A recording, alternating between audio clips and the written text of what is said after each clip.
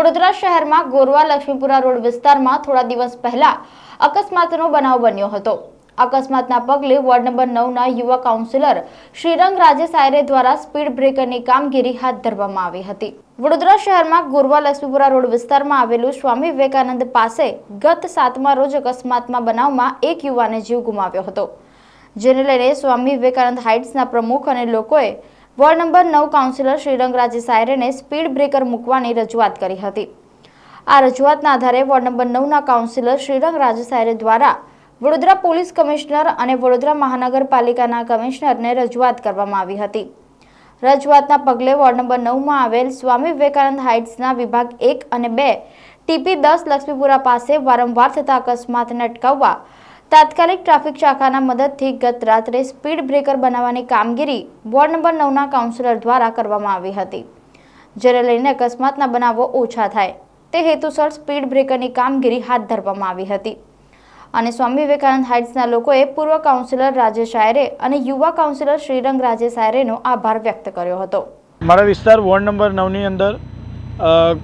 રવિવાર 7 તારીખના દિવસે જે દુર્ઘટના બની હતી અને જે ડમ્પર ચાલક દ્વારા વિસ્તારના જે 2 રહીશો અકસ્માત થયા હતા, એમાંથી એક અકસ્માતને કારણે એક જે વ્યક્તિ હતા એમનું ઘટના સ્થળે મૃત્યુ થયું હતું અને જે બીજા વ્યક્તિ હતા એમનું ગંભીર ઇજાઓ થઈ હતી। તો તેને ધ્યાનમાં રાખીને અહીંયાના તમામ રહીશો એટલે કે સ્વામી વિવેકાનંદ 1, 2 સાથે ગોપાલબાગ, મીત બંગલો, અહીંયા કાશીધામ તમામ લોકોએ અહીંયા રજૂઆત કરી હતી કે અહીંયા જે ટીપી 10નો જે મુખ્ય રસ્તો છે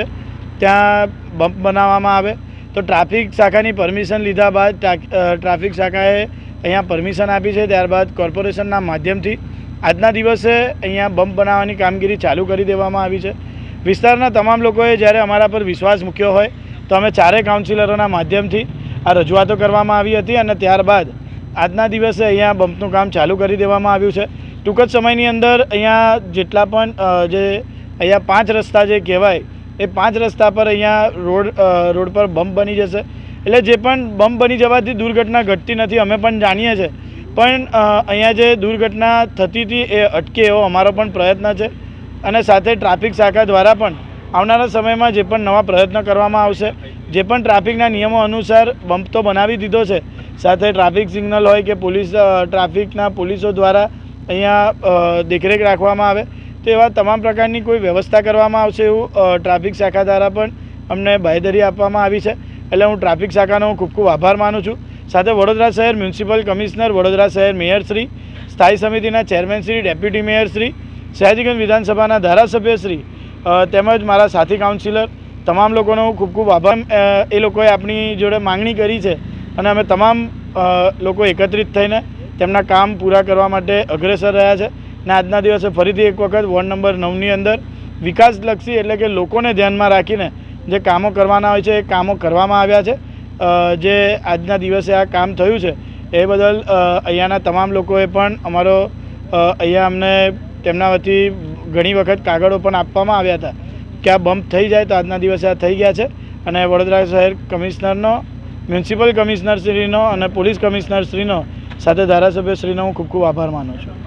આજરોજ જે અમારી રજૂઆત જે કરવામાં આવી હતી, જે કોર્પોરેટર શ્રી શ્રીરંગભાઈ છે તો જે બીજેપીવાળા છે એમને ટીમને એ દિવસે રજૂઆત કરવામાં આવી હતી તે પ્રમાણે જે સ્પીડ બ્રેકર અમારે ત્યાં બને છે, કારણ કે રવિવારના દિવસે બહુ ગંભીર અકસ્માત થયો હતો જેમાં 2 છોકરાઓ બાઇક લઈને આવતા હતા અને 11 વાગ્યાના ટાઈમે જે ડમ્પર એમની ઉપર ફરી વળ્યું, એક્સિડન્ટ થતાં ઓન ધ સ્પોટ એમની ઉપર ટાયર ફરી ગયું અને ઓન ધ સ્પોટ ઉપર જે છોકરો હતો ચલાવનાર એ તે વખતે મૃત્યુ પામ્યો હતો। તે એક બહુ દુઃખદ ઘટના હતી અને સોસાયટીના મેમ્બરોએ જે રજૂઆત કરી હતી ભેગા મળીને અને સંવેદના ભેગી કરી હતી, તો તે વખતે અમારા જે રાજેશભાઈ છે કે શ્રીરંગભાઈ છે કે જે અમારા નરસિંહભાઈ છે કે જે બી કોર્પોરેટરના જે ભાજપ જે નેતાઓ આવી ગયા હતા અને અમારી રજૂઆત સાંભળી અને ઓન ધ સ્પોટ 3 દિવસ થયા છે, તો આજે શુક્રવાર કે મંગળવાર કે આજના દિવસમાં અત્યારે કામ ચાલુ થઈ ગયેલું છે।